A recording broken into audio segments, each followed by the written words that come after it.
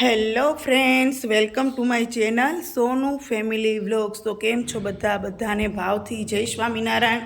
તો આજે અમે તૈયાર થઈને જઈ રહ્યા છીએ અમારા મંદિરે, કારણ કે મંદિરે પાટોત્સવ છે આજે.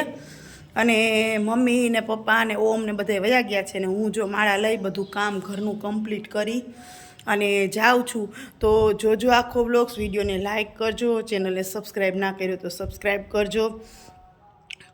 અને આજનો પાટોત્સવનો આખો વિડીયો જોજો. અમારા ગામનો પાટોત્સવ છે, જમણવાર છે.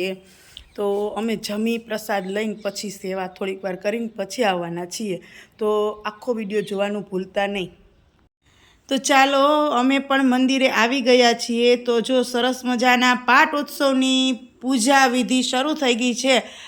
અને અમારા વંથલી ગુરુકુળના સંતો આવ્યા છે, દેવસ્વામી આવ્યા છે, તેમજ બીજા ઘણા સંતો આવ્યા છે, ભગત આવ્યા છે.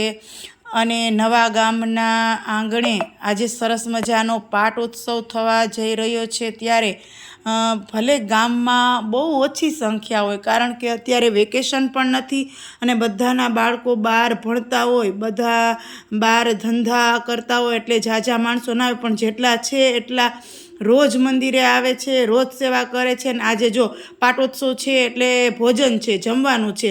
તો બધી બહેનો સરસ મજાનું શાક ને બધું સુધારી રહી છે, એની સેવા કરી રહી છે.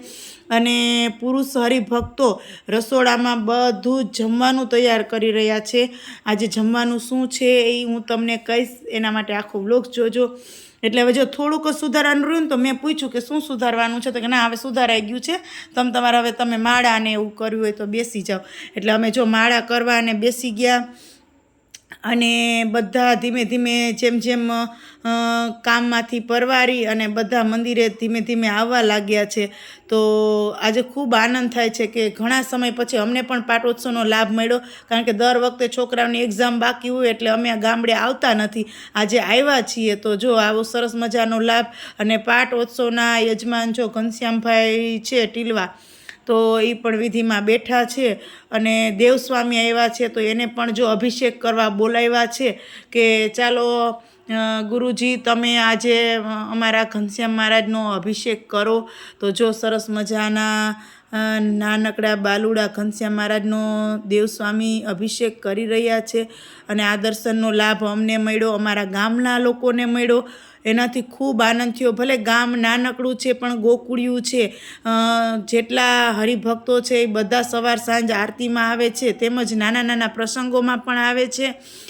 અને અમારે અહીંયા સરસ મજાના થાળની સિસ્ટમ હોય કે ભગવાનને થાળ કરવાનો પ્રસાદીનો વાર હોય તો બધા આખા જેટલા હરિભગતના ઘર છે એ બધાનો મહિનો દિવસ ભગવાનનો થાળ કરવાનો લાભ મળે છે. એ વિશેષ છે. તો ખૂબ આનંદ થાય છે. અને અમે જો અભિષેક થઈ ગયો એટલે અહીંયા બહેનો અને એ બધા રાહ જોતા હતા કે અહીંયા અભિષેક કરવા હમણાં આવશે, અમને પણ અભિષેકનો લાભ મળશે. તો ત્યાં સુધી નીચે કથા ધૂન અને સંતોનો અમૃતવાણીનો લાભ લઈએ ત્યાં સુધી. અને પછી ધીમે ધીમે અમારે અભિષેકનો વાર આવ્યો એટલે મમ્મીને જો બધા અભિષેક ધીમે ધીમે અહીંયા પણ બહેનોને ઉપર છે બે જગ્યા બેસવાની ને દર્શન કરવાની, એટલે બહેનો બધા અભિષેક અહીંયા ઉપર કરે છે. અને પ્રસાદી એ બહેનોને અહીંયા ઉપર લેવાની હોય છે, કારણ કે સંતો આવ્યા હોય. એટલે અમારે છે ને પહેલેથી જ મંદિરમાં એવું સરસ બનાવ્યું છે ને કે ઉપરથી નીચે ભગવાનના દર્શન થાય. અને બહેનોને ઉપર દર્શન કરવાના, પુરુષોને નીચે દર્શન કરવાના. તો જો સરસ મજાના વિવિધ રસપાનથી ભગવાનનો અભિષેક થઈ રહ્યો છે. આ દર્શનનો લાભ તમને પણ મળે, કારણ કે બહુ ભાગ્યશાળી હોય એને જ આ દર્શન થાય. એટલે હું તો બહુ ખુશ થઈ ગઈ કે હાલો આપને અભિષેકનો લાભ તો મળ્યો આજે. નવા ગામ ભલે વહેલું વેકેશન પડ્યું તો આવી ગયા.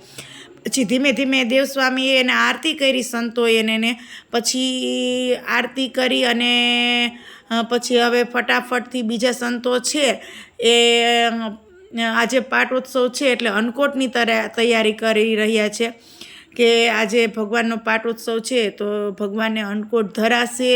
અને સરસ મજાના અલગ અલગ થાળ બનાવવામાં આવશે. એ પણ અમારા અહીંયા ગામના હરિભક્ત ભાઈઓ બહેનોએ જ કરેલો હોય છે. એટલે જો અમારે આરતી આવી ગઈ એટલે ફટાફટથી અમે આરતી લેવા માંડ્યા. અને પછી આરતી લઈ અને પછી અમે ધૂન અને કથા વાર્તા થતી હતી, સરસ મજાના કીર્તન બોલાતા હતા. ને તારે અમારા ગામમાં તો ઘણા લોકોને એટલા સરસ મજાના કીર્તન આવડે છે હરિભક્ત ભાઈઓને કે તમને અતિશય સાંભળવા ગમે. તો જ્યાં સુધી અન્નકોટની તૈયારી થઈ રહી છે ત્યાં સુધી ગામના ઘણા પુરુષ હરિભક્તો બેઠા છે, કથા એટલે કીર્તન ચાલુ છે. જો સરસ મજાના કીર્તન ચાલુ છે કે વસ્યો છે છોગલા વારો મારે મન વસ્યો છે છોગલા વારો છેલ છબીલો રંગ રંગીલો. એવા સરસ મજાના કીર્તન ચાલુ થયા પછી સરસ મજાનો અન્નકોટ સરસ તૈયાર થઈ ગયો છે. હવે આપણે અન્નકોટના દર્શન કરવાના છે અને હું તમને અન્નકોટના દર્શન કરાવીશ. એ પણ અમારા ગામનું મંદિર, જે સરસ મજાનું નાનું અમથું મંદિર છે પણ એનો મહિમા અપાર છે.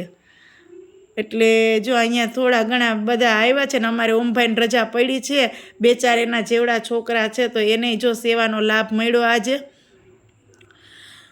તો બધાએ અન્નકોટના દર્શન કર્યા ને અન્નકોટની આરતી કરી કે ચાલો હવે આપણે અન્નકોટની આરતી કરી લઈએ. એટલે ધીમે ધીમે હવે ઠાકોરજીને બિરાજમાન કર્યા છે અને થોડી વારમાં આપણે આ અન્નકોટની પણ આરતી થઈ જશે. અને કહેવાય છે ને કે ભાગ્યશાળી જીવ હોય એને પ્રભુ સાથે ભેટો થાય એમ, કોઈને કોઈ રીતે કે આપણને મંદિરે જવાનો લાભ મળે, કથા વાર્તાનો લાભ મળે, આપણને સંતોનો સમાગમ થાય, વાણી સાંભળવા મળે, આશીર્વચનો સાંભળવા મળે. તો એવું તો છે ને આપણે આ દુનિયામાં લાખો લોકો છે પણ બધા થોડાક મંદિરે જઈ શકે છે કે કારણ કે એના પ્રારબ્ધમાં ના હોય એટલે એ મંદિરનું ના કરી શકે. અને અમુકના ભાગ્યમાં મંદિરનું પગથિયું ચડવાનું લખેલું હોય એટલે એને મંદિરે જવાનો લાભ મળે. તો જો બધા પાછા ધૂન બોલવા માંડ્યા છે કારણ કે આરતી થઈ ગઈ છે, અન્નકોટની આરતી થઈ ગઈ છે. હવે થોડી વાર ધૂન કરી અને પછી થોડી વાર પછી જો આ દેવસ્વામી આરતી કરે છે. જો તો નીચે આરતી છે અને ઉપર અમારા બહેનો સરસ મજાની આરતી ગાતા ગાતા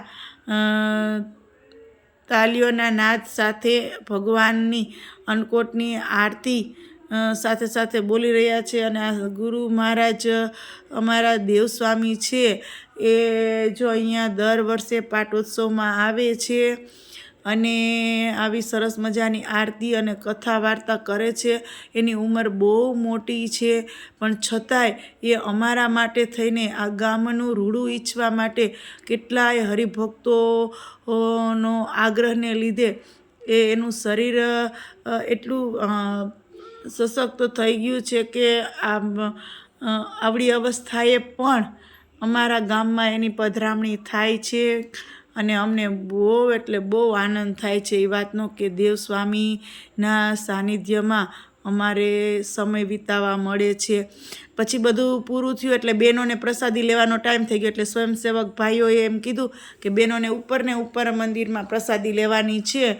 એટલે સંખ્યા ગામડું હોય એટલે સંખ્યા બહુ ઓછી હોય ને હજી વેકેશન પડ્યું નથી એટલે એમ બી સંખ્યા ઓછી હોય એટલે અમે બધા લાઈનમાં ઊભી ગયા અને ઠાકોરજીને ધરેલો થાળ અને આવું સરસ મજાનું એને આઈસ્ક્રીમ શ્રીખંડ, કેવું સરસ શ્રીખંડ છે. જો એકદમ આઈસ્ક્રીમ ખાવ ને એવું ફીલ થાય એવું શ્રીખંડ છે. તો આવું સરસ શ્રીખંડ, ભજીયા, ચટણી, પૂરી, દાળ ભાત, 2 શાક, એટલું સરસ મજાની રસોઈ આજે આ સ્વયંસેવક ભાઈઓએ બનાવી છે કે વાત પૂછોમાં. બધાએ બહુ એટલે બહુ દાખલો કરીને આવો સરસ મજાનો થાળ કર્યો છે. એટલે અમે થાળ લઈ અને પછી જમવા બેસી ગયા. તો આજનો આ વ્લોગ તમને કેવો લાગ્યો કમેન્ટ કરજો. અમારા ભગવાન, અમારું જમણવાર, અમારા ગામના લોકો એ બધું જ